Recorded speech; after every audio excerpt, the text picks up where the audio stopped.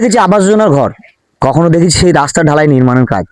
এই মুহূর্তে আমরা চলে যাব আগামী যে প্রকল্প শুরু করেছে দিদি যুব সাথী, সেই যুবক যুবতীদের পাশে থাকার যে প্রকল্প, আমরা সরাসরি চলে যাব সেই যুবক যুবতীদের পাশে। তারা এই দিদির যে প্রকল্পে যে টাকাটা পায়, তারা কতটা খুশি। আপনি যুব সাথী টাকা পেয়েছেন? হ্যাঁ, আমি যুব সাথী টাকা কতটা খুশি হয়েছেন আপনি? খুব খুশি হয়েছি দিদির কাছে।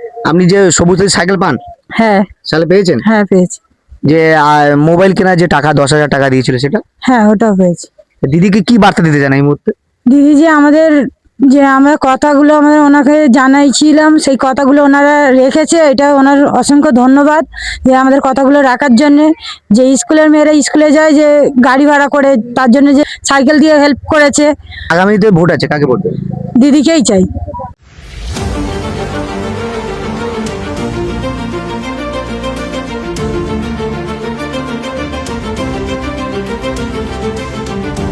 এই মুহূর্তে আমরা দেখালাম সেই রাস্তা নির্মাণ। আমার সঙ্গে আছে যে রাস্তা হয়েছে, আপনাদের রাস্তাটা হয়ে আপনাদের কত সুবিধা হয়েছে? ভালো হয়েছে। আর কাদা ফাদা ছিল, এখন এই ঢালাই রাস্তা হয়েছে, ঠিক আছে, খুব ভালো হয়েছে আমাদের রাস্তা। আমাদের কাজ কাম খুব ভালো হয়, দিদি কাজ করছে ভালো। আগামীতে ভোট আছে, কাকে ভোট দেবেন? দিদিকে দেবো। এই মুহূর্তে সেই লক্ষ্মীর ভান্ডার, যে লক্ষ্মীর ভান্ডারে আগে ছিল 1000 টাকা, এই মুহূর্তে দিয়েছে আরো 500 টাকা বাড়িয়ে। আমরা সরাসরি চলে যাব সেই লক্ষ্মীর ভান্ডার পেয়ে কতটা খুশি। আপনি তো লক্ষ্মীর ভান্ডার পান? হ্যাঁ, 1,500 টাকা করে পাই। রাস্তাঘাট কেমন? রাস্তাঘাট ভালো, আগে ছিল, এখন করে নতুন করে ফের রাস্তাঘাট হয়েছে।